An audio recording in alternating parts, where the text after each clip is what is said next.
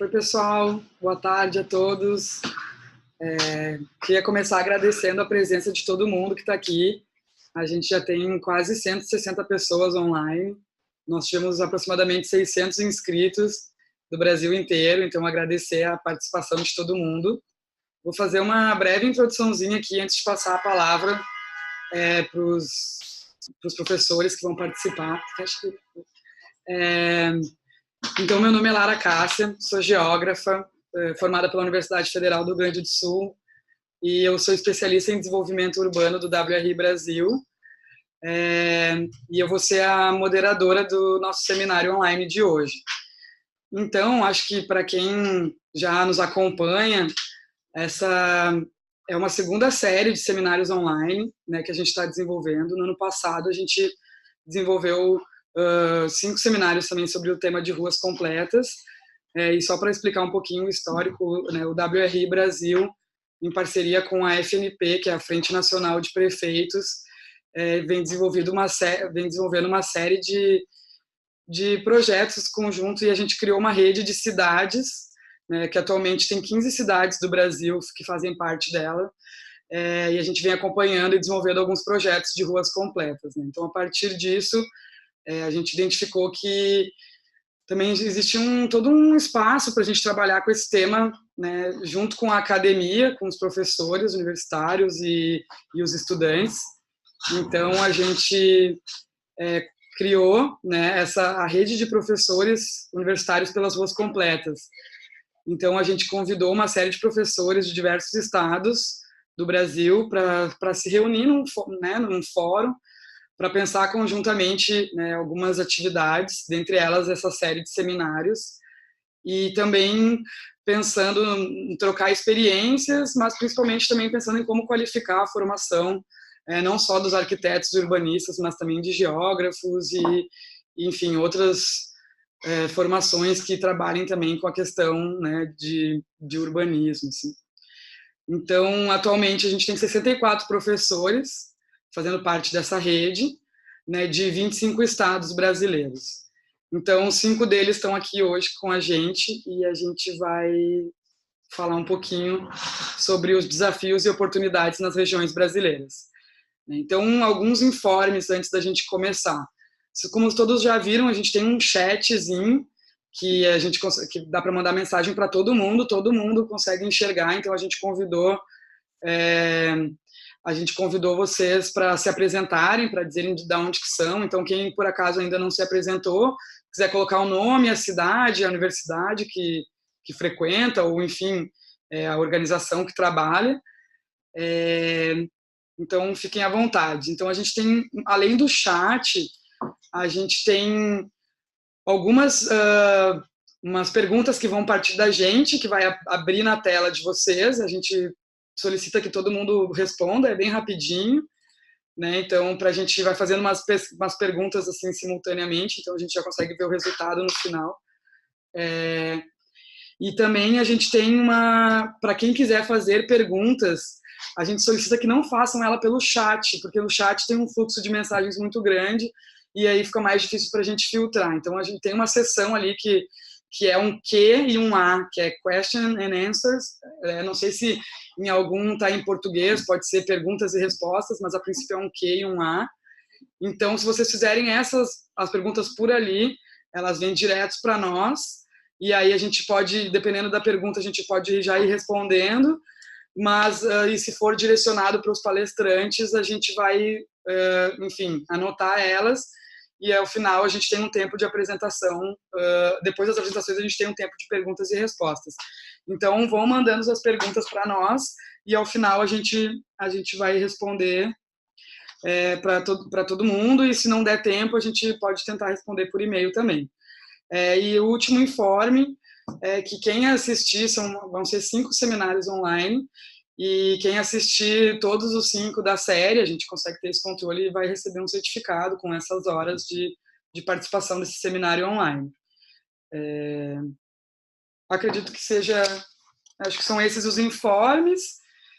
E então, como não podia deixar de ser, vou apresentar aqui rapidamente, então, quem vão ser os nossos palestrantes de hoje.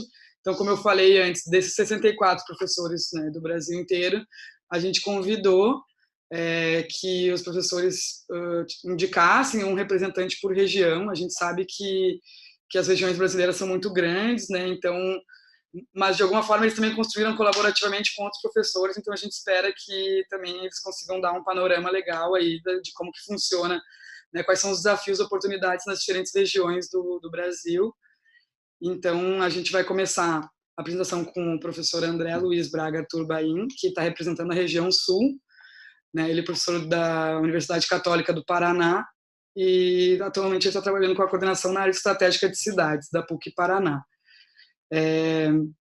Eu vou falar o nome, depois eu retomo a apresentação dos professores. Então, posteriormente, vai vir a professora Lucimara Albieri de Oliveira, representando a região norte, né, da Universidade Federal do Tocantins, Oswaldo Lima Neto, da Universidade Federal de Pernambuco, representando a região norte, a professora Rosinete Bandeira, representando a região centro-oeste, né, professora do Instituto Federal de Goiás, e, ao final, o professor Tarcísio Bahia de Andrade, representando a região sudeste, professor do curso da Universidade Federal do Espírito Santo. Depois também convido os professores para se apresentarem brevemente no início. E agora eu vou passar a palavra para o professor André, André, por gentileza, fique à vontade, a palavra é sua, pode compartilhar a sua tela com a gente. Obrigada a presença de todos os professores também que se disponibilizaram a estar aqui compartilhando conhecimento com a gente. Então, compartilho a tela aqui com todos. Foi. Bom, pessoal, a Lara já fez uma breve apresentação. Sou da Pontifícia Universidade Católica do Paraná, professor de Planejamento, Desenho Urbano e Projetos de Arquitetura. Como consta ali, sou atual coordenador da área estratégica de cidades, que eu compartilho com o professor Clóvis Ultramari. Muito interessante a presença de todos vocês, pessoal de vários lugares do Brasil, de Portugal. Então, realmente muito interessante esse compartilhamento de conhecimento entre todos nós. E inicio, então, falando da região sul. Fiz ali tirei uma imagem ali do Google Maps, só como uma contextualização, onde nós estamos aí em relação geograficamente. Passando também por uma contextualização muito rápida da região sul, composta por Paraná, Santa Catarina e Rio Grande do Sul. Então, na região sul, observo ali também que nós temos um IDH razoavelmente bom, e mostrando ali essa localização, Paraná, Santa Catarina e Rio Grande. E vamos à WRI, né, que muito bem vem organizando esses encontros, nos passou uma pauta, como pauta 3 perguntas, e eu vou direcionar, então, o conteúdo de acordo com essas 3 perguntas propostas. A primeira pergunta, então, quais os principais desafios encontrados na realidade das ruas da região, no caso da região sul? Para isso eu fiz peguei algumas imagens de cidades da região sul, um pouquinho do Rio Grande do Sul, pegando Porto Alegre, daí Blumenau, que foi a escolha sem nenhum critério muito definido, mais uma situação de proximidade até com a cidade de Blumenau, por atividades profissionais, e depois um pouquinho de Curitiba, uma contextualização geral. A gente pode observar nessa primeira imagem, por exemplo, a rua Gonçalo de Carvalho, talvez quem sabe a rua mais famosa aí de Porto Alegre, conhecida. Opa, desculpem. Tenho que voltar aqui, só um segundo.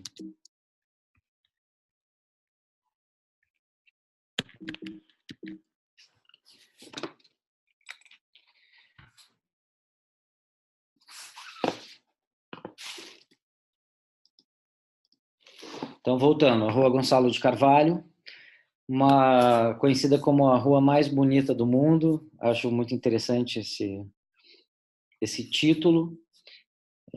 Quando a gente observa a Rua Gonçalo de Carvalho, então, com suas árvores, esse túnel verde, que é realmente super bonito, as edificações também super interessantes, por pesquisas como do professor Vinícius Neto, da Universidade Federal Fluminense, se observa que realmente as pessoas se sentem melhor em ruas com edificações no alinhamento predial.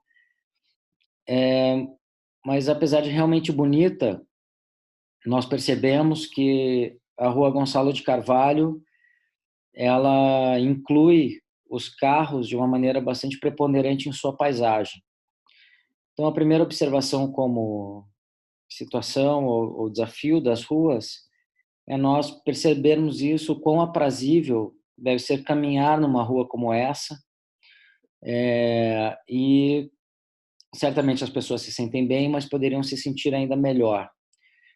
Então, essa seria uma primeira observação em relação a como nós lidamos com a rua. Algo que eu acho muito interessante a gente observar também é a rua de paralelepípedo, que é muito interessante para a velocidade dos carros. Ela sugere uma velocidade um pouco menor, que tem realmente a ver com esse contexto. Num primeiro raciocínio, por que será que a Gonçalo de Carvalho não elimina um de seus lados de estacionamento e promove maior integração com outros modais? Então, para uma primeira reflexão. E aí a gente vem para uma notícia do portal Mobilize, que faz um trabalho excelente também em mobilidade. Por ali temos essa informação voltada à questão cicloviária, mas essencialmente, mas realmente a ciclovia, a mobilidade ativa, é uma das características inerentes às ruas completas. Então, observamos ali, em um ano inteiro, Porto Alegre construiu 2,6 quilômetros de ciclovia. Realmente é pouco. Então, esse é um dos desafios também, essa situação do quanto privilegiamos a mobilidade ativa ou mobilidades alternativas em relação ao automóvel. Isso é bastante importante, então. Poderia trazer aqui um exemplo de canaletas exclusivas, por exemplo, para o transporte público, o que também tem crescido, mas realmente precisamos evoluir bastante nesse sentido. Trago aqui essa outra imagem de Blumenau, uma cidade que é também muito aprazível, mas nós percebemos ainda a preponderância e o desenho urbano, a determinação do espaço público, que ainda oprime, de certa forma, a mobilidade ativa, os tipos de mobilidade alternativa. Temos ali ainda ao fundo da foto, conseguimos enxergar algumas pessoas caminhando, uma calçada de um tamanho razoável, mas para refletirmos também aquela relativamente simples porcentagem que a gente pode chegar de o quanto do espaço público é dedicado ao automóvel e o quanto aos outros tipos de mobilidade. Aqui mais uma observação em relação a Blumenau, correlata àquela de Porto Alegre. Realmente uma ciclovia, esse desenho, aquele mapa mostrando ciclovias ainda em processo, projetado, em construção. O que é interessante nesse caso é ter essa informação, disponibilizar essa informação, mas o que chama ali a matéria é preciso conectar a malha viária, então cicloviária. Então nós refletirmos o quão estratégico pode ser esse transporte e realmente, uma vez conectado, ele potencializa demais a mobilidade ativa e favorece também a escolha alternativa ao automóvel, que a gente percebe que pelos congestionamentos, pela poluição atmosférica, pela poluição sonora, realmente não é dos mais indicados para uma cidade sustentável, para resumir. Outra situação, trago aqui então 2 mapas de Curitiba. O mapa da esquerda, então, é um mapa de renda de Curitiba, e o mapa à direita da tela é um mapa do sistema cicloviário de Curitiba. Então, a gente percebe que, majoritariamente, a rede cicloviária atende uma área de alta renda. E gostaria de chamar a atenção para vocês para a parte leste, onde nós temos a cidade industrial de Curitiba, que é um contrassenso aí, a cidade industrial o bairro mais populoso de Curitiba, e a parte sul. Então, esse sudeste de Curitiba, eu gostaria de chamar a atenção para vocês, ainda desestruturado.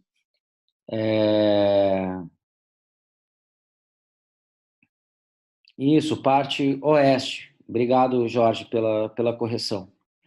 Então, a parte oeste de Curitiba e a parte sul, principalmente, está tudo por fazer. Então, a observação aí seria o quanto essas áreas ainda por fazer na cidade, ainda com sérios problemas de atendimento de infraestrutura, o quanto ela pode dar um salto de não passar por uma mobilidade que prioriza o automóvel e sair de uma desestruturação para uma estruturação favorável a uma mobilidade ativa, uma mobilidade com impacto positivo socioambiental. Então, essa seria a reflexão que eu convido a fazerem.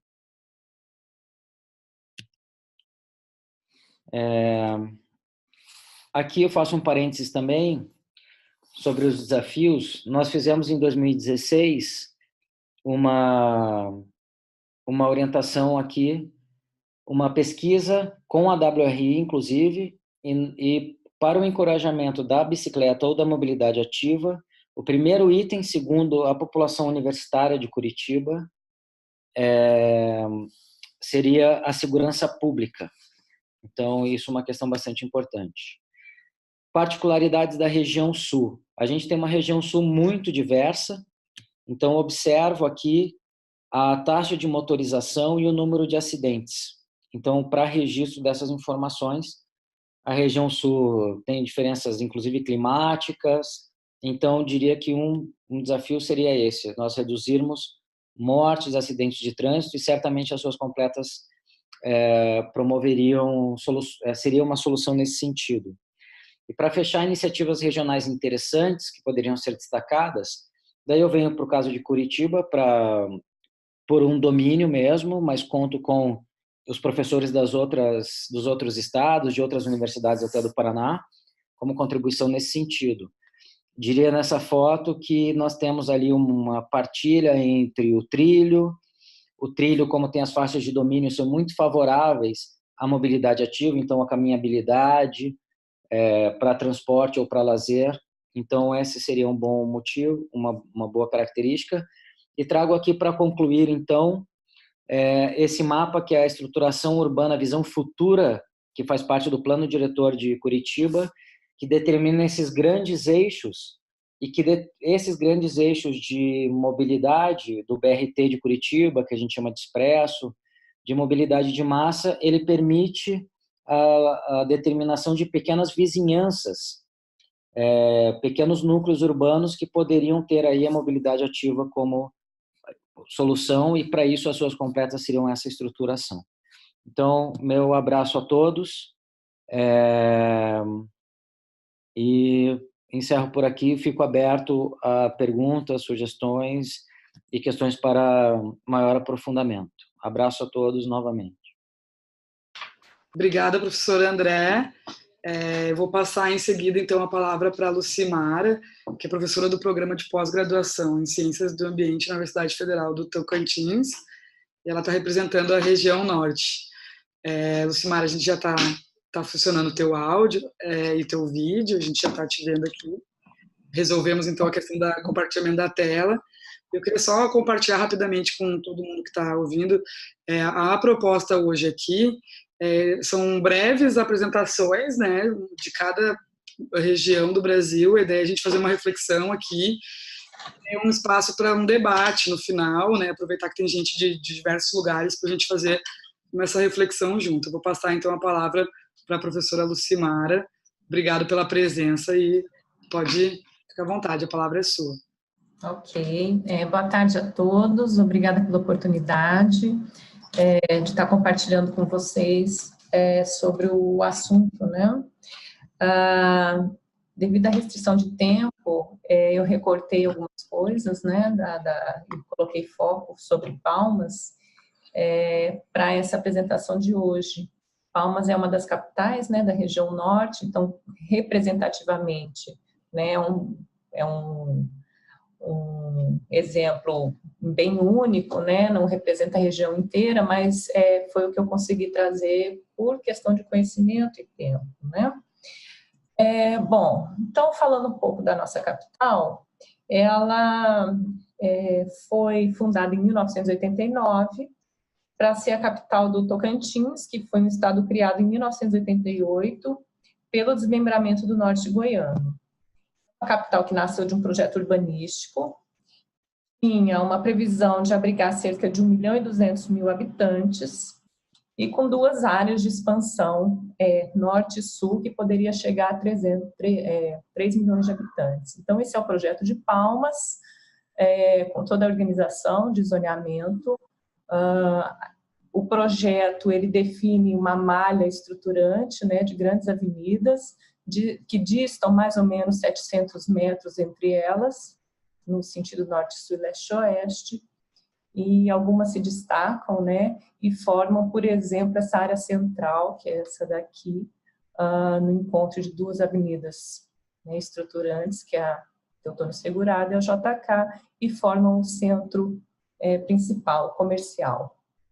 Embaixo uma imagem, né, e uma delimitação da área que foi o projeto urbanístico. Bom, esse projeto ele definiu a ocupação de Palmas em fases, né? Se a gente pegar a população atual, né, o censo do IBGE traz em torno de 290.000 habitantes, nós estaríamos ocupando basicamente a primeira e segunda etapa, se tivesse sido obedecida a densidade prevista no plano de 300 habitantes por hectare. Mas nós temos aí alguns estudos que apresentam uma densidade muito inferior, 4 habitantes em área residencial, 9 habitantes em zona urbana, destacando, desculpa, esqueci de falar, né, quem não conhece, essas pequenas porções entre a malha viária são os bairros, a gente chama de quadras, então tem um sistema de vias locais, né, nesses grãos. Bom, outro estudo que traz a questão da densidade de Palmas, essa região que seria do plano, e aqui a expansão futura, são densidades muito baixas, chega à média, né, e não chega a nenhuma região tem densidade alta, e mesmo essa média, né, o máximo é de 75 habitantes por hectare, e isso se traduz em alguns espaços assim muito pouco. Essa é a evolução da ocupação, então veja que nesse mapa da esquerda as ocupações prematuramente, né, já se alongam e definem uma ocupação na região sul que não era prevista de imediato, então veja que em 1991, 90, 91, 93 já se consolida uma outra forma, né, que não é prevista no plano.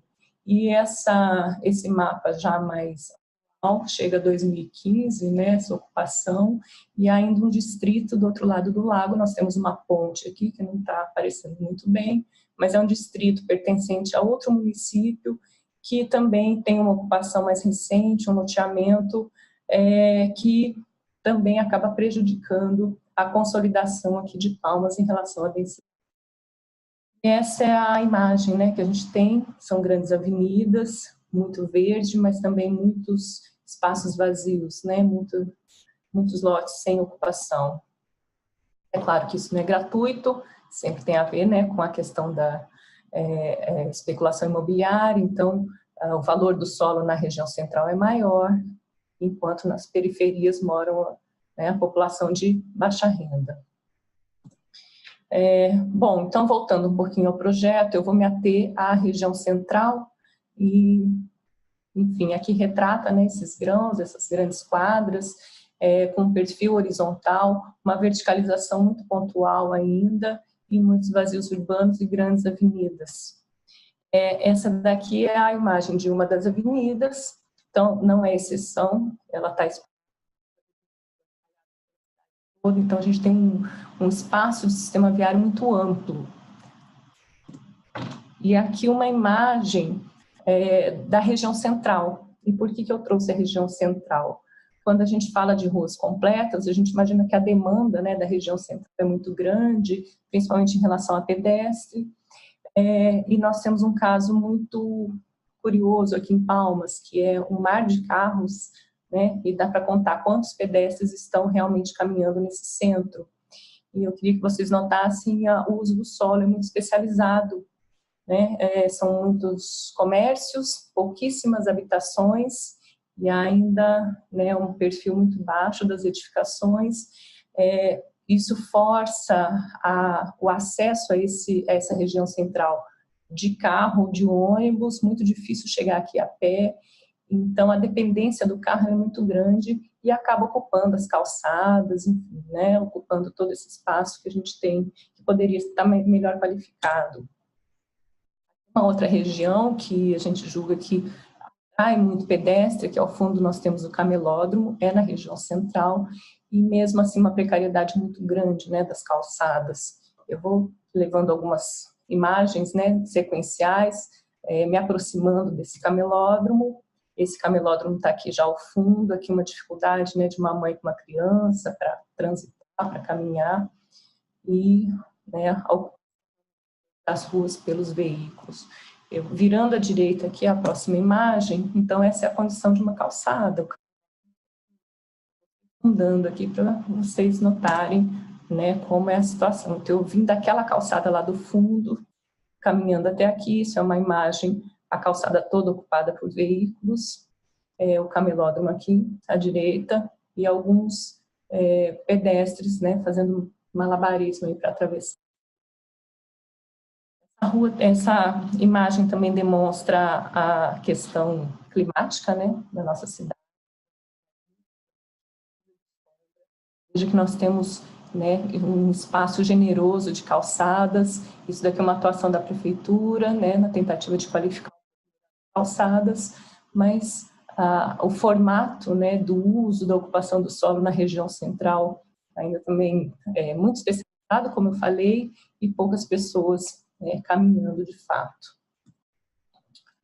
Essa é uma atuação da prefeitura, também na tentativa de qualificar esse centro mais voltado ao pedestre. Isso daqui antigamente era um centro central, os carros adentravam aqui, faziam a volta, né, e circulavam por aqui. E hoje é permitido apenas moto desse lado e foi feito um nivelamento de calçada, colocado um paraciclo, mas onde estão os pedestres, né? Essa é a questão. Então, tem uma estrutura, uma tentativa, um esforço até da prefeitura, em alguns momentos, a qualificar esse centro para os pedestres, mas a configuração, né, da nossa ocupação, das nossas edificações, do uso do solo, eles não colaboram muito. Aquele paraciclo que eu mostrei está aqui ao fundo. Logo em seguida, nós temos a Avenida JK, que é uma avenida extremamente importante comercial. O paraciclo, essa rua intermediária, e veja como a ocupação ela é, né, ainda rarefeita.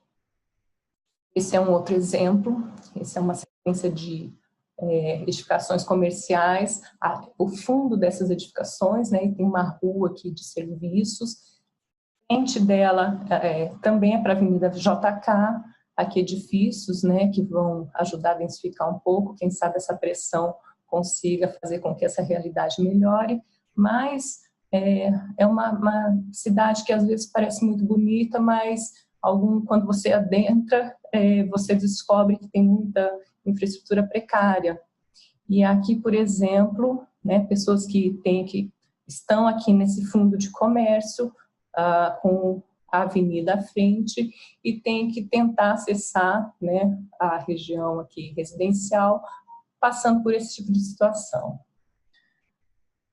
Também algumas iniciativas aqui para adentrar uma quadra comercial e fazer a ligação para uma avenida, né, que foi qualificado, mas isso provocado por um empreendimento que é um hotel aqui que foi recém-construído. Então, a gente entende que algumas qualificações, elas se dão também motivadas por implantação de algum um empreendimento comercial assim, de certo porte. Essa também tem uma certa qualificação para o pedestre, para o ciclista, que ele sai daqui do miolo da quadra e consegue um acesso para a avenida, mas é importante destacar esses comércios, tem um aqui atrás, que desencadeiam, né, algum melhoramento dessas calçadas. Assim como, por exemplo, esse supermercado que colocou aqui uma cobertura e um paraciclo, né, aqui uma faixa elevada, mas, enfim, o espaço ainda é do veículo. E quando você continua andando, você se depara com esse tipo de situação área e um desrespeito com o espaço do pedestre, né? E para fechar, pontuei algumas coisas aqui, por exemplo, a precariedade de infraestrutura para a mobilidade ativa, e isso é na maioria das cidades brasileiras. Uma questão específica da região norte é o clima, então a gente precisa se preparar melhor com projetos e infraestruturas para amenizar. A questão específica para Palmas, né? Pouca concentração de pessoas e atividades, grandes distâncias no cotidiano, pouca mistura de usos, baixa densidade, elevado custo de infraestrutura para servir pouca gente.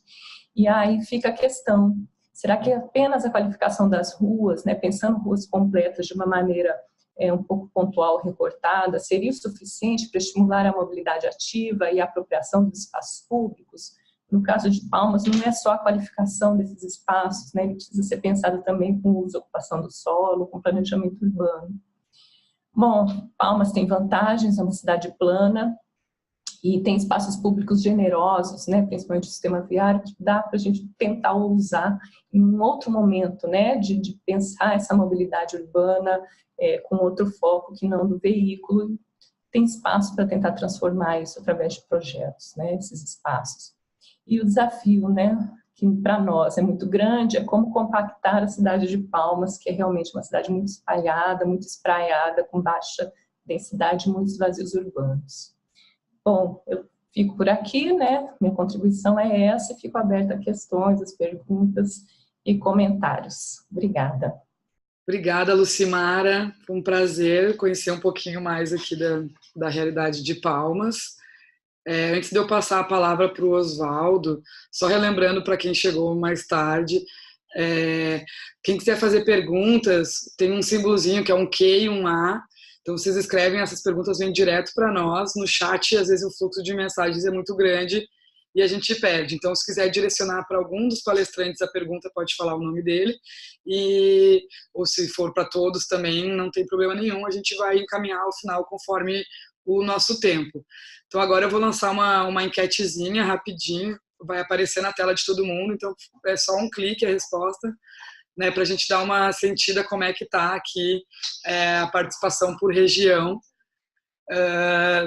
de quem está nos ouvindo. Né? Então, na sequência eu vou passar a palavra para o Oswaldo Lima Neto, que é professor de Engenharia Civil com ênfase em transporte na Universidade Federal de Pernambuco, e ele está conversando aqui com a gente, representando os professores da região Nordeste.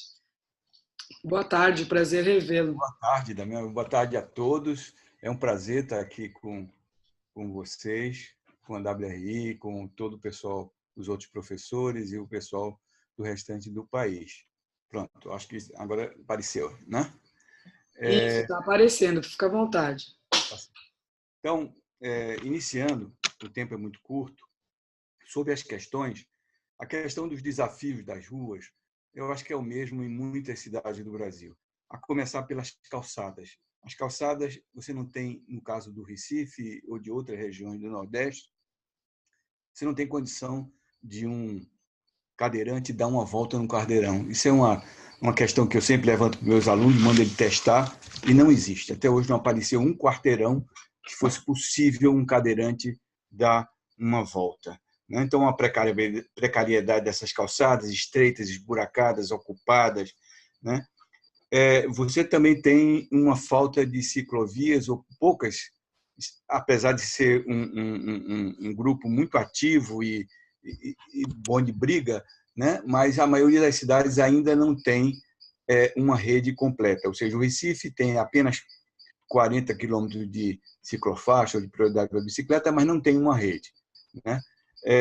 No caso, também falando da falta de arborização, a pouca que tem, muitas vezes, se derruba, ou coisa que o vale, e, para o nosso caso do Nordeste, era imprescindível por conta do nosso clima. Também há uma deficiência grande na questão da iluminação, porque ela sempre foi pensada como tudo mais para os carros. Então, os pedestres têm, geralmente, dificuldades com a iluminação, questões da escuridade, e isso provoca a questão de insegurança. E, obviamente, a questão da velocidade nas cidades. Ninguém obedece ao que deveria ser, no máximo, 50 km por hora. Eu me limitei aqui, a falar um pouco aí sobre Recife, e na Recife e Fortaleza. As demais cidades, infelizmente, eu não tive material disponibilizado e fica para outra oportunidade. O Recife tem 2 projetos hoje em dia visando a requalificação da avenida, a principal avenida nossa, que é a Avenida Conde Boa Vista, e um projeto junto com o WRI de uma rua completa, que é a Rua da Hora, que ainda, infelizmente, não foi iniciado. Esse da Conde Boa Vista já foi iniciado, eu vou falar sobre ele logo em seguida. Está em andamento um programa na cidade de requalificação de calçadas, em 114 ruas da cidade, totalizando 139 quilômetros. Mas, falando um pouco das particularidades, acho que da nossa região, ou de todas, é a falta de um planejamento urbano, de um plano diretor, que não só especifique limites, alturas, distâncias, etc., mas que dê um norte à cidade, que diga como a cidade deve ser ocupada, de que forma, e de uma forma mais adequada, mais justa, mais equânime. Isso não existe. Então, no caso dessas calçadas, vão sendo escolhidos aleatoriamente lugares, muitas vezes acertam, mas não é a forma correta, não está dentro de um projeto global de melhoria visando a sustentabilidade. Ela também dispõe de um programa de implantação de faixas exclusivas, chamadas faixas azuis. Só existe 36 quilômetros. E o Recife tem uma coisa importante, que é, desde 86, tem um sistema estrutural integrado, que possibilita a qualquer usuário da região metropolitana, que é uma região que tem 2.400 km², enquanto o Recife tem apenas 206 km², circular por toda a região. Na questão do projeto da Conde Boa Vista, ele está visando a mobilidade, a vegetação, o mobiliário urbano, a infraestrutura e a interface arquitetônica. Os objetivos visam tornar a via mais acolhedora, mais arborizada, proporcionar conforto e segurança ao pedestre, assegurar a infraestrutura para o ciclista, melhorar a fluidez no transporte coletivo e o conforto dos usuários, garantir uma infraestrutura adequada e respeitar a arquitetura e o valor histórico dessa via. Aqui tem uma visão de como é que o projeto deve funcionar, ou seja, esse projeto teve a vantagem de já pegar a Conde Boa Vista com uma faixa exclusiva para ônibus, que depois passou a ser uma faixa exclusiva para BRT, no centro da via, e aqui eles vão manter o BRT no centro, vão criar 2 estações, que esse é um problema que talvez seja uma crítica, apenas 2 estações para o BRT, e o transporte por ônibus normal, que ainda é grande na avenida, passa a circular na via na faixa destinada ao carro. No caso da via que vocês estão vendo aqui à direita, que é a entrada no centro da cidade, o carro só é permitido andar 1 quarteirão. Então, ele entra e tem que sair da via no quarteirão seguinte. No sentido centro-subúrbio, não. A via para autos e para os ônibus normais, podem vir desde lá, do centro até a saída da avenida, né? Obviamente, isso vai possibilitar uma redução, obviamente, de 50% e um aumento de capacidade de embarque e desembarque. Para o ciclista, eles não fizeram prioridade para o ciclista na avenida. Vão fazer em vias paralelas e vão fazer uma rede que possibilite o acesso dessas vias paralelas à Conda Boa Vista, introduzindo aí instalações como bicicletários, etc. Também vai haver uma melhoria da vegetação, né, com plantio de 90 novas árvores e áreas verdes, ou seja, jardineiras, etc., para embelezar e possibilitar uma melhoria do clima, vamos dizer assim. E, por fim, vamos dizer, algumas questões de mobiliário urbano. Aí estão apresentadas novas paradas, que serão paradas mais modernas, confortáveis, lixeiras e os bicicletários já referidos. Também será melhorada a iluminação pública com lâmpadas a LED na altura do pedestre e também para os veículos. E também se pensou na questão da drenagem urbana, porque é um problema quando chove e alaga, e querem resolver isso. Bom, o projeto seguinte é o projeto de ruas completas. É um projeto ainda, infelizmente. Essa Rua da Hora, ela tem uma rua que está aí mostrada 3 faixas, né, de rolamento para carro, moto e ônibus, uma incompatibilidade entre os postes, fiação e as árvores, parada de ônibus sem abrigo, iluminação insuficiente, calçada em más condições, com mobiliário inadequado, dificultando a circulação de pedestres. Eu diria que os principais objetivos desse projeto é redistribuir o espaço de maneira democrática, a supressão de uma faixa ampliando as calçadas, possibilitar a implantação de calçadas com conforto, segurança, travessias em nível, criar instalações de transporte coletivo bem projetada, criar uma estrutura para bicicleta, transformar a via em ciclorrota com uma sinalização adequada. Depois eu me refiro a essa questão da ciclorrota, que é uma circulação conjunta de veículos com bicicleta, é preciso ter muito cuidado, mas aí está se pensando em redução da velocidade, promover o transporte ativo, aumentando o fluxo de pedestres e ciclistas, com segurança, instalar mobiliário urbano adequado, novas paradas, paraciclo, lixeiras, banco e paisagismo, e aumentar a segurança com a redução da velocidade nessa via para 30 km. Naturalmente, também vai haver o afunilamento das esquinas para diminuir o espaço de travessia dos pedestres. Aí é um esquema de como é que funcionaria, vamos dizer assim, o projeto. Eu quero falar agora sobre Fortaleza. Fortaleza, para mim, é um exemplo não só para o Nordeste. Fortaleza é um exemplo para o Brasil no que diz respeito à questão da mobilidade urbana sustentável. Ela, inclusive, recebeu o prêmio em 2019 do ITDP. Então, qual foram os fatores que levaram Fortaleza vamos dizer assim, a subir tanto, a melhorar tanto? Esses 4 fatores. Principalmente, eu venho dizendo isso há muito, é o suporte político, ou seja, o prefeito tem de comprar a ideia, tem de se engajar nessa luta, senão não funciona. Também deve ter um corpo técnico qualificado, né? E ações orientadas por problemas da sociedade. Aí vem a participação da sociedade na discussão dos seus problemas e na solução dos mesmos. E, naturalmente, tudo obedecendo à Política Nacional de Mobilidade, que é muito boa. Aí tem as 4 diretrizes, que é a promoção da equidade do uso da via, priorização do transporte público, prioridade para o transporte ativo sobre o motorizado e promoção da segurança no trânsito. Aí, o que a lei de mobilidade estabelece, que é a prioridade pedestre, depois transporte público e ciclista, prestação de serviço de negócio e transporte individual. Aí tem alguns exemplos das ações que foram desenvolvidas nos programas. Um programa sobre melhoria do transporte público, um programa de ampliação da infraestrutura cicloviária e um programa de apoio de pedestres. Aí vocês vão ver os saltos que Fortaleza deu. As faixas exclusivas de BRT, que eram 3,3 quilômetros, passou a ter 107 quilômetros.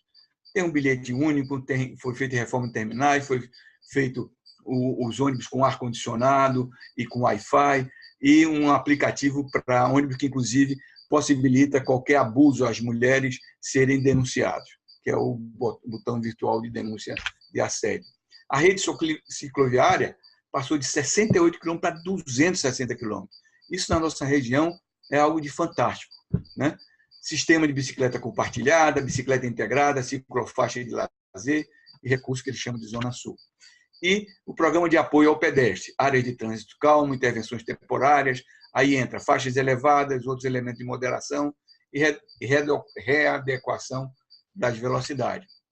E tem alguns exemplos de faixas elevadas, de ilhas de refúgio, de travessias em X, que é outra proposta interessante, né? O prolongamento das calçadas nas esquinas e assim por diante. E aqui, vamos dizer assim, um desenho de ruas, vamos dizer, como uma rua completa, ou seja, é uma intervenção feita na Dragão do Mar com esse desenho, né, que possibilita uma área agradável para as pessoas curtirem, se socializarem, etc. Então, aqui tem outro, né, o Dragão do Mar, isso já em 2018. E a questão da redução de velocidade, né, que foi feita para 50 km, ela produziu isso que vocês estão vendo aí, uma redução dos mortos entre 2014 e 2018 de 40%. Quer dizer, algo extremamente significativo. Então, eu diria que Fortaleza, para nós hoje, é um exemplo a seguir em toda a região Nordeste, eu arriscaria dizer em todo o Brasil. Quero aqui agradecer e me colocar à disposição para qualquer pergunta. Muito obrigada, Oswaldo. Ótima apresentação, muito bom conhecer a realidade de outras cidades. Vou compartilhar aqui com vocês o resultado da enquete que a gente fez. Rapidamente aqui. Acho que está aparecendo aí na tela de vocês. Acho que reflete um pouco, né, também essa própria relação do Brasil, né? A gente geralmente tem muitos exemplos e a gente acaba trabalhando muito nas universidades, exemplos geralmente do Sul, do Sudeste, né? Agora o Nordeste também apareceu com bastante gente. A gente tem uma dificuldade de alcançar, às vezes, as regiões Norte e Centro-Oeste. Acho que a gente vai buscar trabalhar junto nisso para os próximos, para a gente conseguir divulgar mais e incorporar mais essas pessoas de outros lugares. Vou passar a palavra, então, aqui para a professora Rosinete Bandeira, que ela é professora do curso de Engenharia Civil do Instituto Federal de Goiás, está representando a região Centro-Oeste. Obrigada, professora Rosinete, pela participação. Já estou te vendo, seu áudio já tá aberto. Fica à vontade para compartilhar a apresentação. Obrigada pela presença. Bom, então, boa tarde, meu nome é Rosinete, eu estou falando aqui de Goiânia, Goiás, e vou representar a região Centro-Oeste. A contribuição que eu darei aqui hoje para vocês é sobre Brasília e Goiânia, tá? Primeiramente, nós vamos começar por Brasília, que é uma cidade extremamente espraiada. Eu acho que a maioria já conhece esse plano de Brasília, e é onde, assim, a maioria da estrutura da cidade, a mobilidade dela é extremamente para o transporte de carros, né? E tem uma grande dificuldade para o transporte público. A professora Gabriela Souza me passou alguns exemplos que a gente tem dessa região.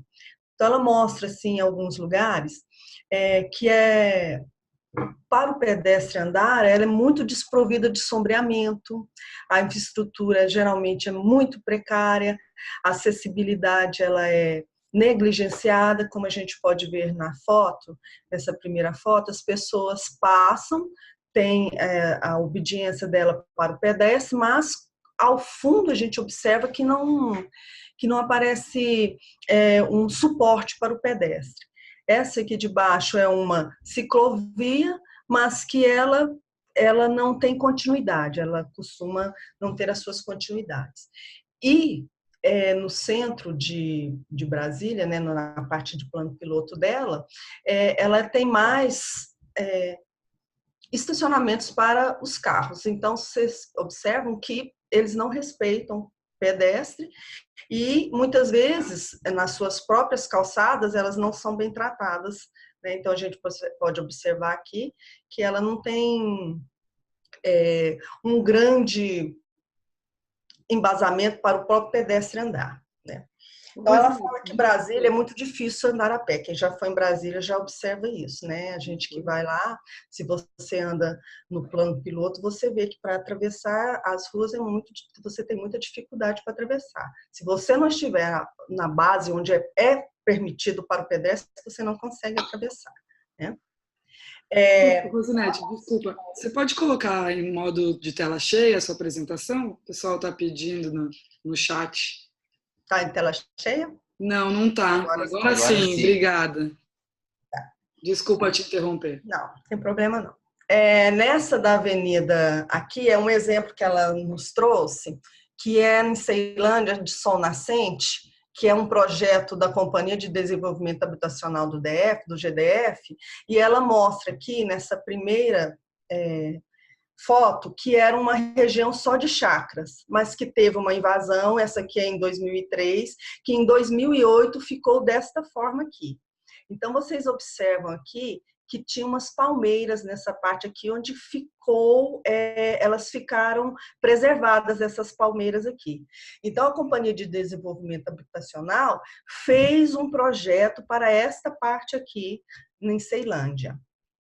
Então, eles mostram aqui como ela era antigamente, né, nessa invasão que teve aqui, e o que a CODE-AB fez nessa parte. Então, ela aumentou melhor, deixou aqui a parte para o pedestre andar, né?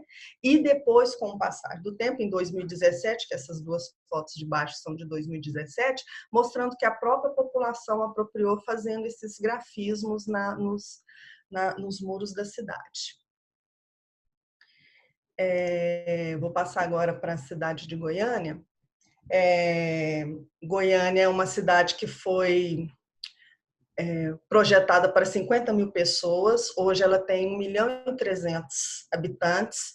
Ela é também na mesma parte de Brasília, o Planalto Central, então ela quase não existe morro, né? Ela é uma cidade tranquila de se andar, é a segunda cidade mais populosa do Centro-Oeste e é onde tem sua importância maior econômica na indústria, na moda e na agricultura. Então, esse desenho aqui é que mostra como era a cidade, como ela começou. Isso aqui é o projeto que foi feito no começo da cidade, em 32, e isso aqui é como ela está hoje. Então, esse aqui é o centro político de Goiânia e ela tinha essas 3 vias principais na cidade, né? E eu vou mostrar agora algumas partes na cidade de Goiânia que são tranquilas, que a própria prefeitura utilizou para fazer. No centro de Goiânia, hoje você anda apenas a 40 km por hora. Você não pode andar de carro ou qualquer automóvel não pode passar de 40 km por hora. Isso ajudou muito na diminuição de acidentes dentro do centro da cidade, né? Então, essa primeira cidade aqui, essa primeira rua aqui é a Avenida Goiás, é a cidade desde o começo da implantação. Ela começava daqui até outra parte, foi daqui a aqui. Onde passa os ônibus, foi feita essas vias estritamente para os ônibus, para ter um fluxo maior de ônibus.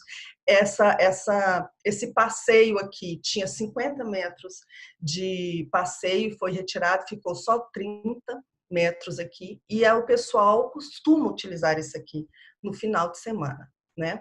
Vocês observam que ela é bastante arborizada, né? É uma cidade muito quente. Em agosto a novembro nós chegamos a 12% de umidade, então assim, se a gente não tiver arborização, fica muito difícil. É uma cidade muito difícil assim na época de calor. Essa aqui também é no centro, é na Rua 8, ela está aqui, né? A Rua 8, essa aqui é a Avenida Goiás que eu mostrei para vocês. É uma rua do lazer chamada Rua do Lazer, onde ela é estritamente para pedestres. Foi fechada em 77 e até hoje ela continua dessa forma, e nos finais de semana costuma ter algumas feiras dentro dela para ser apropriado o espaço. Esta aqui é a Rua 10, né? Aqui também, ó, o centro de Goiânia, indo para a parte universitária da cidade, onde está a PUC Goiás, algumas faculdades da UFG.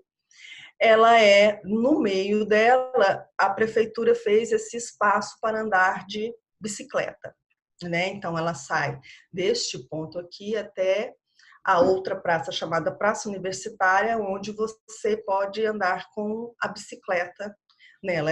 E tem aqui, como eu posso te dizer, a gente aqui tem umas sanduicherias que a gente chama de pit dogs. Então, aqui nessa avenida é cheia dos pit dogs aqui, e os universitários adoram ficar aqui nessa parte aqui. Esta outra avenida aqui é a Alameda Ricardo Paranhos. Ela tem toda essa extensão e a prefeitura também fez esse mesmo planejamento nela. Você tem uma parte para você fazer o Cooper, né? Você fazer a sua caminhada, e a outra parte você anda de bicicleta. Esse aqui foi um pedido dos próprios moradores para ser utilizado dessa forma. Este bairro aqui é um bairro nobre de Goiânia, né? No setor marista, e ele é bem utilizado pela própria população. E a gente sabe que quando a população utiliza, se apropria do espaço, ela própria vigia o seu espaço, né? Então, esta região aqui também é muito movimentada pelos usuários. Estes outros slides aqui, eu quis trazer assim sobre alguns problemas que a gente enfrenta muito em Goiânia. A que a gente chama da região da 44, o bairro, fica no bairro Ferroviário, que é hoje um dos polos nossos atacadistas de roupa, de moda. Esse polo atacadista, ele começou a vir para esta região devido a que aos domingos a prefeitura mudou a nossa feira hippie para este lugar. Então, ela foi se apropriando, os lojistas foram trazendo as suas lojas para esse local. É um lugar assim bem movimentado. Tem mais de 5.000 pessoas que andam nessa região no período, principalmente no final de semana, quando nós temos a Feira Hippie, eles andam muito aqui nessa região para comprar roupa. É uma região assim bastante movimentada na cidade de Goiânia. Então, aqui nós temos a rodoviária, aqui fica a parte de estação da moda, que a gente chama, né, estação da moda, e aqui fica a Feira Hippie, e esses pequenos espaços aqui são onde ficam as lojas, tá? Então, isso aqui no domingo, nós temos essas barraquinhas da Feira Hippie, são 6.000 barraquinhas que são utilizados pelos feirantes, e ela movimenta muitas pessoas que vêm aqui. Vem gente do Brasil inteiro comprar roupa aqui, inclusive de outros países também. Então, vocês já imaginaram isso aqui no domingo, né? Como é que fica? Aqui temos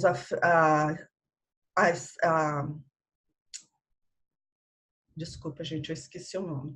Aqui fica a nossa estação de ônibus e aqui fica a feirinha. Dentro daqui também tem um shopping, né? Isso aqui é a nossa rua 44, como que ela fica aos domingos e feriados. Ela fica este congestionamento de pessoas e automóveis. A prefeitura já tentou fazer alguns projetos para cá, mas os lojistas às vezes não aceitam porque acham que não vai ter esse tanto de pessoas, esse fluxo de pessoas em torno dela. E assim, é um grande desafio que Goiânia tem nesta região, né? É assim, como vocês podem ver, assim, extremamente cheio. E esses são assim o que eu gostaria de passar para vocês da nossa região Centro-Oeste. Eu quero agradecer ao WRI pela oportunidade e estou aberta a qualquer questão que vocês queiram dar, tá? Obrigada. Obrigada, professora Rosinete. Muito interessante a apresentação. Agora, dando sequência, antes de eu passar a palavra para o Tarcísio,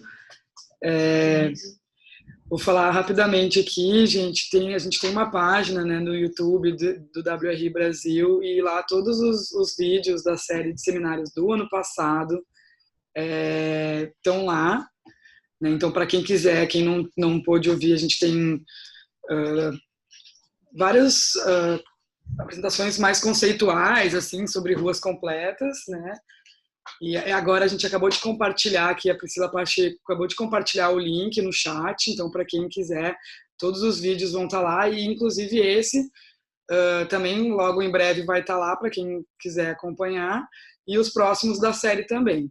Lá também a gente vai ter, lá que vai ter o link para a inscrição do próximo. A gente vai compartilhar também a inscrição do próximo, que também vai aparecer lá. Então, agora vamos passar a palavra para o professor Tarcísio Bahia de Andrade, que é professor do curso de Arquitetura e Urbanismo da Universidade Federal do Espírito Santo, da UFES, e está aqui representando a região Sudeste. Tarcísio, seu áudio está aberto, sua câmera também. Fique à vontade para compartilhar. Está tudo ok, né? Você tem que compartilhar a sua tela. Vamos lá. Entrou? Foi. Fica à vontade. Agora botar modo apresentação, ok? Isso, perfeito. Muito bom. Bom, boa tarde a todos, obrigado pelo convite da WRI, prazer conhecer os colegas, né, que estão estudando o assunto da mobilidade das ruas completas, e vou tentar então passar a minha mensagem aqui nesse tempo muito breve, né? Eu começo com uma frase que eu li num livro recente, um livro bem voltado para estudante, que ele diz assim, né, o caráter de uma cidade, e aí eu acrescentei, por extensão de suas ruas, é uma combinação de fatores, como topografia, clima e geografia. E o elemento mais importante é as pessoas que nela habitam. Acho que resume bem o que a gente está pensando, né, o que a gente quer discutir nas nossas cidades. E aí eu já fui direto naquilo que o pessoal do WRI, quando pensou no seminário, colocou, né, como nas 3 questões, né, que até o André também usou um pouco essa estrutura. Foram 3 perguntas. A primeira delas era quais os principais desafios encontrados na realidade das ruas da região Sudeste. E aí eu coloco essas 2 imagens aí. À esquerda é o Rio de Janeiro, o bairro do Leblon, né, um bairro com alta renda, uma das maiores rendas do Brasil e valor de mercado imobiliário. E à direita um morro típico, né, de muitas das cidades do Nordeste. E aí eu coloco assim como resposta, primeira resposta, né, essa primeira pergunta, é diminuir as desigualdades sociais. E eu vou seguindo sempre nessa estrutura até chegar na última pergunta, que é aquela destinada aos bons exemplos. Aí eu trago novamente exemplos desse tipo, né, onde fala assim, então qual é o desafio? Mais uma vez eu vou insistir as desigualdades sociais. Ou seja, nós estamos na região, de certo modo, mais rica do país, né, com maior população, mas com uma série de problemas sociais, né? E a gente vai tentar mostrar isso. A gente vê aqui, voltando aqui na foto da esquerda, um bairro de Vitória, né, de baixa renda, e à direita um bairro muito bem resolvido do ponto de vista da mobilidade, seja para pedestres, seja para veículos, e a gente vai mostrar isso depois um pouco mais, com mais imagens, esse exemplo à direita, que me parece um bom exemplo. Então é isso que eu estou falando um pouco, né? Não tenho dúvida, né, o Sudeste é a região com a maior população do país, grandes cidades maiores do Brasil, né? São Paulo tem 12 milhões, só a cidade, a região metropolitana chega a 20 milhões, a população da Grande São Paulo é maior que de muitos estados do Brasil. Em segundo vem o Rio de Janeiro, com 6 milhões de habitantes na capital e 12 na região metropolitana. E mesmo Belo Horizonte, que é ligeiramente menor em população, se não me engano, em relação a Salvador, a gente pode considerar assim, está lá em terceiro, quarto lugar, né? Então, realmente é uma população muito grande, né? Com isso tudo, nós temos também maior índice de motorização, né, infraestrutura urbana em todas essas cidades, mas que acarreta problemas como esse, né? Aproveitando em cima, à direita, é uma foto de São Paulo, né, que parece até aquela estrutura projetada pelo o arquiteto Paulo Mendes da Rocha, né? E à esquerda, uma foto aqui de Vitória, que é uma cidade também com um bom padrão de renda, cidade média, onde eu moro, onde eu vivo na região Sudeste, com características geográficas, até muito parecida com o Rio de Janeiro, uma escala bem menor. E a gente vê aí o excesso de veículos parados, né, num horário, um trânsito, baixa chover, fim de tarde, e a cidade toda para, né? Todo mundo muito bem confortado dentro dos seus carros, né, com ar-condicionado e som, ninguém quer arriscar aí para outro tipo de mobilidade. Então, assim, se o Sudeste é tudo isso, ele também tem esses desafios, né? Ou seja, principalmente nas áreas periféricas das grandes cidades, nós vemos bastante gente com problema de qualidade de vida mesmo, morando de maneira precária, quer dizer, com sem calçada, sem rua, sem pavimentação, sem drenagem, sem esgotamento, sem acesso à água. Às vezes, no máximo que tem água e energia, né? Enfim, isso realmente é um grande desafio dessa região, talvez seja do país todo, mas que no Sudeste isso fica muito evidenciado pela cidade, né? Que você tem grandes áreas formais, né? Onde o poder público chega, e essas outras áreas que, de certo modo, estão abandonadas. E aí, continuando nessa pergunta, quais são esses desafios? Né? E isso é uma realidade que a gente tem vivido bastante, né? A gente vê essas imagens aí de ruas repletas de lixo jogado, né? Eu acho que é um pouco essa ausência do pertencimento, né? As pessoas não se sentem participando da rua. Aquela ideia de que a rua não é da gente, né? Quer dizer, enquanto em alguns lugares a gente tem a ideia de que o público é nosso, aqui a gente entende que o público é dos outros, né? Então a gente não tem que tomar conta, a gente fica realmente desconectado. E a rua realmente deveria ser um local de convivência. Uma outra questão que a gente também pode trazer para essa discussão de desafio é essa questão, inclusive, da acessibilidade, né? Como já está posto pela Constituição Federal, a nova Constituição que a gente tem adotado ela, que tem sido realmente um desafio em termos de acessibilidade, né? Ou seja, você tem uma ocupação muito irregular, muito espontânea, né? Bairros que foram surgindo de uma maneira à parte, né? Sem nenhum tipo de projeto, e as pessoas foram ocupando a foto da esquerda, a gente voltando aqui, a gente vê que é uma encosta de morro, à direita a gente vê numa mesma rua, quer dizer, níveis muito diferentes, né? Então o comerciante só está preocupado com acesso à sua própria loja, mas um pedestre, um cadeirante, um idoso tem muita dificuldade de andar nas nossas cidades. E aí, mesmo assim, quando a gente tem uma cidade, às vezes, um pouco mais organizada, uma cidade um pouco mais formal, a gente vê situações absurdas como essa, né? À esquerda, quer dizer, uma calçada que até tem um piso podotátil, que tenta ser de alerta para um deficiente visual, né? Que tem arborização, né? Para poder que fique melhor o conforto, a poluição do ar, a poluição visual, retém a água da chuva, né? A arborização é positiva em relação a isso, mas que sequer permite a passagem de uma pessoa, né? Pois é, a faixa de percurso ali do pedestre, né, ela tem menos de 50 centímetros, né? Quer dizer, é uma peça ali de uma cerâmica com um piso podotátil, uma situação totalmente absurda. E o carro está muito bem resolvido, o carro estacionado ali, né? E a foto da direita, quer dizer, numa única imagem, muita coisa, né? Quer dizer, um poste de energia com tipo um rodapé, sem nenhum tipo de sinalização para o deficiente, a árvore com a calçada já rachada, bancos no meio da calçada, lá na frente um quiosque, né, de venda, que poderia ser uma banca de jornal que não permite a passagem de uma pessoa, e por aí vai. Isso que é uma calçada que ainda está, né, toda ok, né, está toda pavimentada, né? O que também é uma questão, me parece muito absurda na legislação brasileira, que diz que a via é pública, né, a faixa de rolamento ela é pública, só que a área de responsabilidade, em termos de pavimentação, da prefeitura. E só que a calçada no Brasil é de responsabilidade da pavimentação do proprietário, que me parece isso muito injusto. Deveria ser realmente de responsabilidade das prefeituras, né? Nem que ela tivesse que cobrar por isso, né? Em termos de IPTU, essa é a questão que normalmente elas argumentam, né? Então, assim, como priorizar a mobilidade ativa de pedestres e ciclistas nessas condições, né? Na maioria das vezes nós sequer temos calçada, e quando a gente tem muitas calçadas assim ainda, assim, né?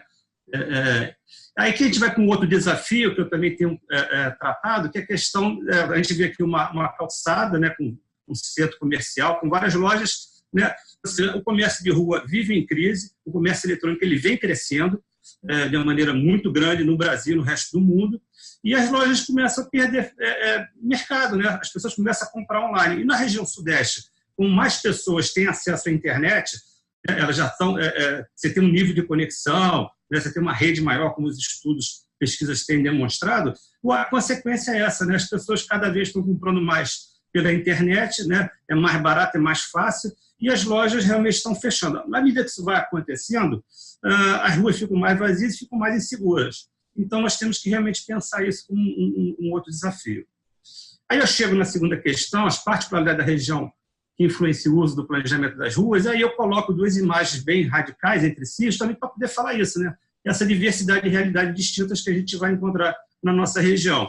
À esquerda, a gente vê São Paulo, ali, o Vale do Agabaú, muito bem resolvido, e à direita, um piso muito bem resolvido para a sua época, né? Um piso de pé de moleque, né? Mas para uma outra época. Agora, numa cidade, muitas vezes, que nós também temos ainda cidades que são centros históricos, protegidos por lei, isso é muito difícil de resolver, né? E a gente vai, então, mostrando também aqui outras realidades, é isso que a gente vê, né? Quer dizer, uma parte já, né, com uma acessibilidade, uma pavimentação, uma paisagem embaixo, como a gente vê numa orla da praia aqui de Vitória, né, muito bem adequada, projetada, e em cima uma cidade também muito bem projetada, só que ela tem um problema de mobilidade que a gente ainda é um desafio de como tratar. Mas adiante eu vou mostrar um bom exemplo sobre isso.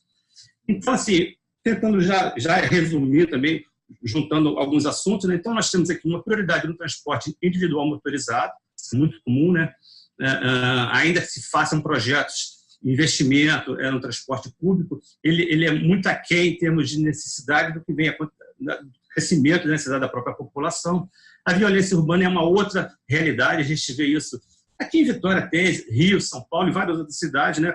A rua fica vazia, sem infraestrutura, as pessoas não vão para a rua, né? Então, assim, a rua vai, de certo modo, ficando assim, uma rua deserta, sem vida.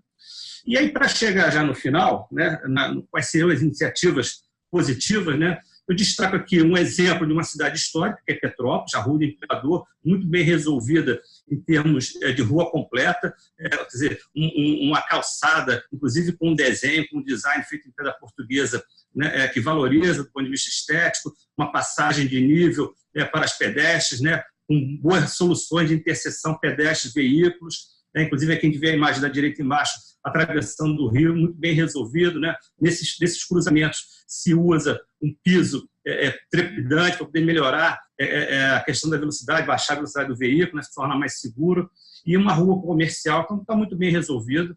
Um outro exemplo é uma cidade médica, Vitória, que eu moro, aqui é um bairro, numa zona nobre da cidade, mas que tem uma concentração de bares, e aí foi feita essa intervenção também com piso podotátil, e os carros só podem circular até uma certa hora, depois desse horário a rua é fechada aos veículos, aí ficam só os pedestres por conta dos bares, né? Então ficou realmente uma solução muito bem adequada, né? Tem um nível de arborização, então é um lugar agradável. Um exemplo de uma cidade do interior aqui do Espírito Santo, que é Santa Teresa, é considerada a primeira cidade fundada por italianos imigrantes, né, no século XIX, que vieram ao Brasil, na época ainda de Dom Pedro II, a cidade aqui do interior, na região serrana, que tem a colonização italiana, e lá tem uma chamada Rua do Lazer, que ela, nos finais de semana, ela é fechada também, mas aí só nos finais de semana ela é fechada aos veículos, e aí os bares também colocam cadeiras, as pessoas ficam lá, há uma convivência, né, de várias pessoas que estão ali,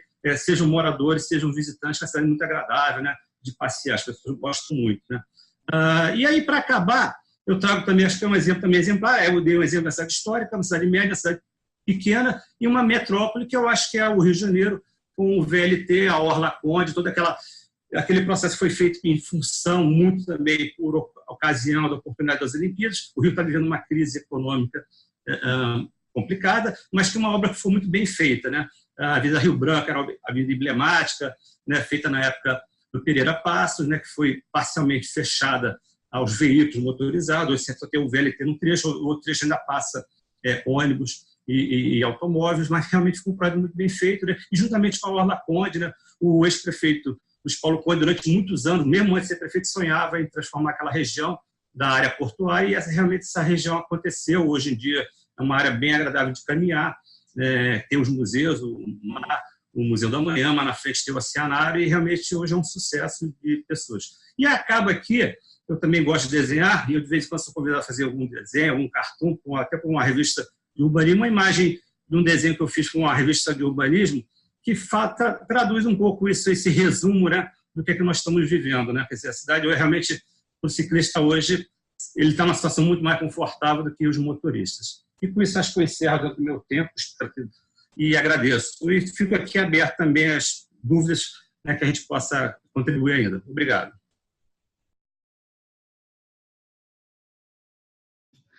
Obrigada, Tarcísio. Excelente apresentação. Pessoal, eu gostaria de convidar agora os outros palestrantes para abrirem seus vídeos, para a gente se enxergar aqui um pouquinho.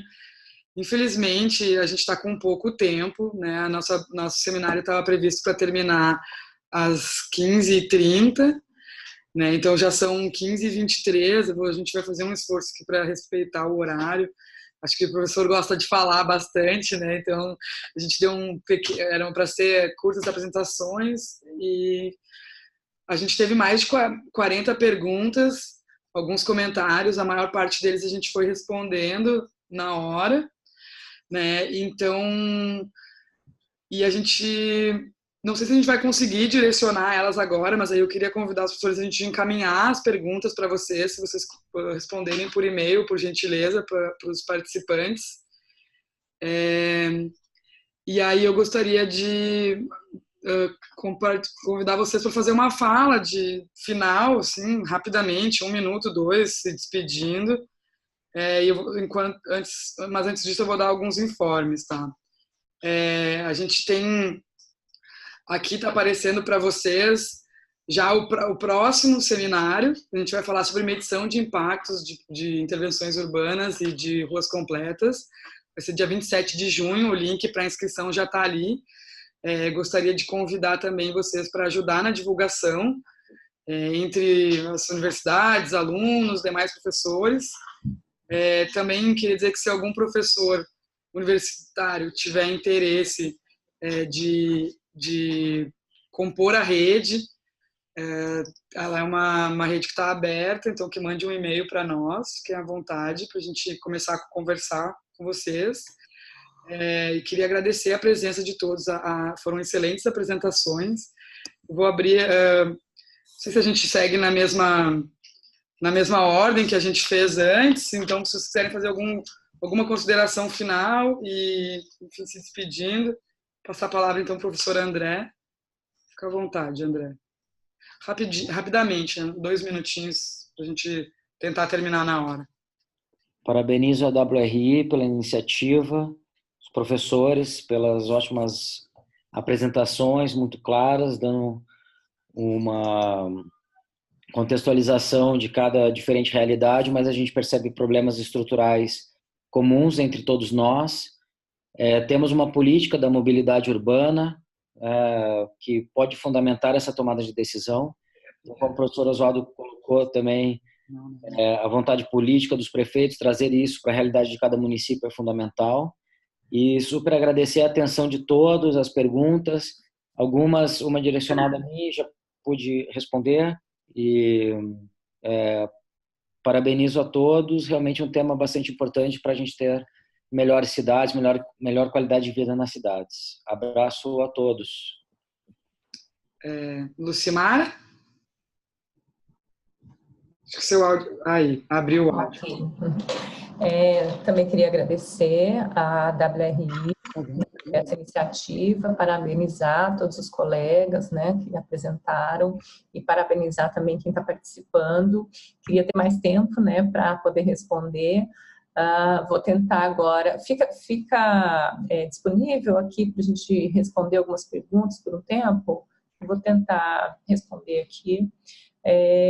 E eu tenho 2 questões que eu li aqui rapidamente, vou aproveitar esse tempinho. Uma delas é sobre a rede cicloviária, né? Em Palmas ainda nós não temos as bicicletas de aluguel, mas a prefeitura tem avançado um pouco, né, na rede, né, de ciclovias aqui, na implantação da rede, mas ainda muito lentamente, com problemas pontuais de projeto mesmo. Eu até acabei tirando esse pedaço da minha apresentação por questão de tempo, mas depois eu posso falar um pouco mais sobre isso.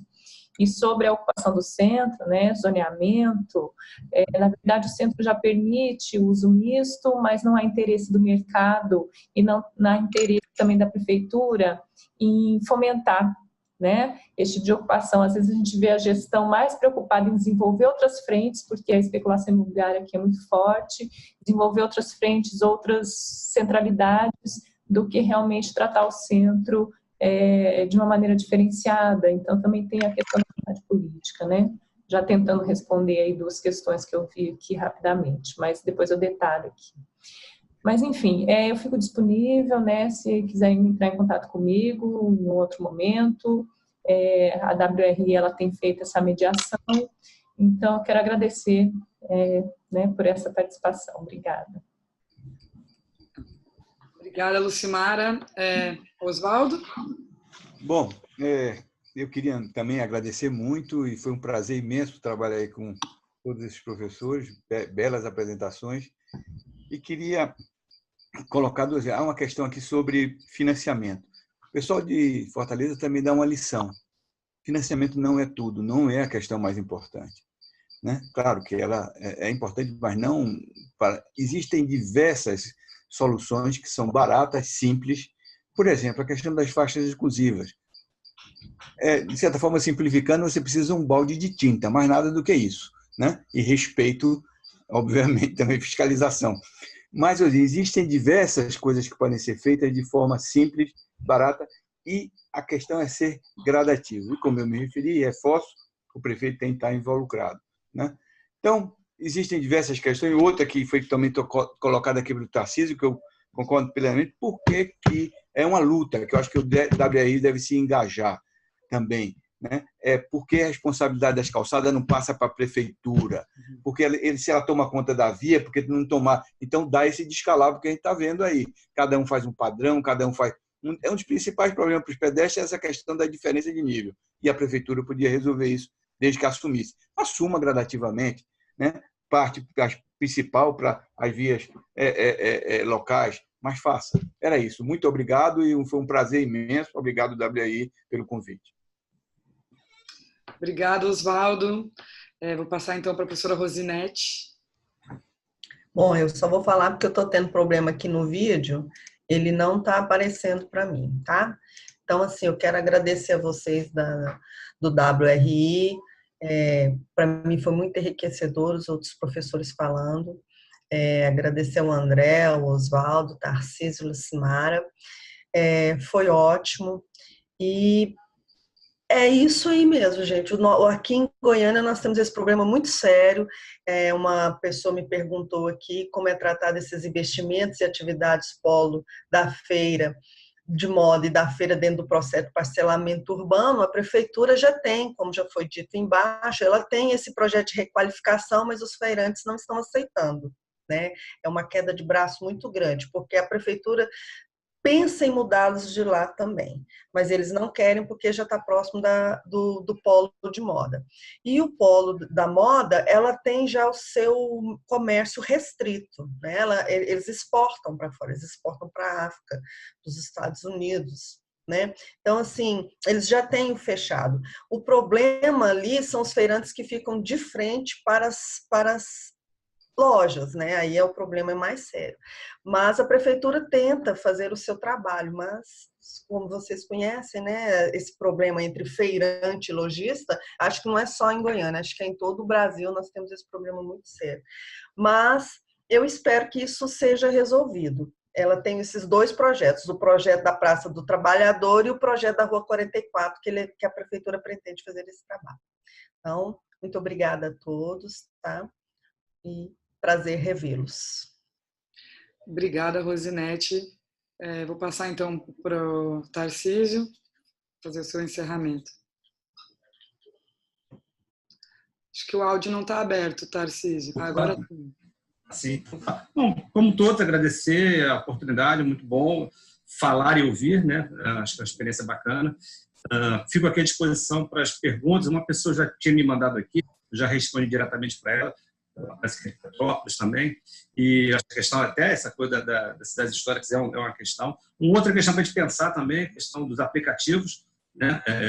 Seja de bicicletas, patinetes, mas também dos automóveis. Só para poder uma questão para encerrar, o mercado de trabalho continua com um problema no Brasil, o aumento do desemprego, né? Foi consolidado, né?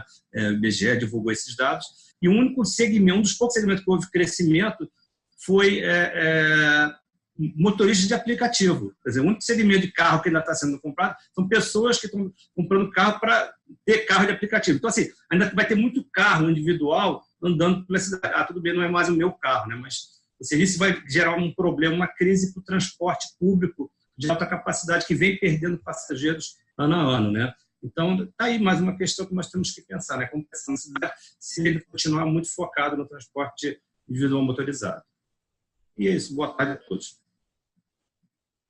Obrigado. Então, já indo para o encerramento, gostaria de agradecer a presença de todos os palestrantes, de todo mundo que está nos ouvindo.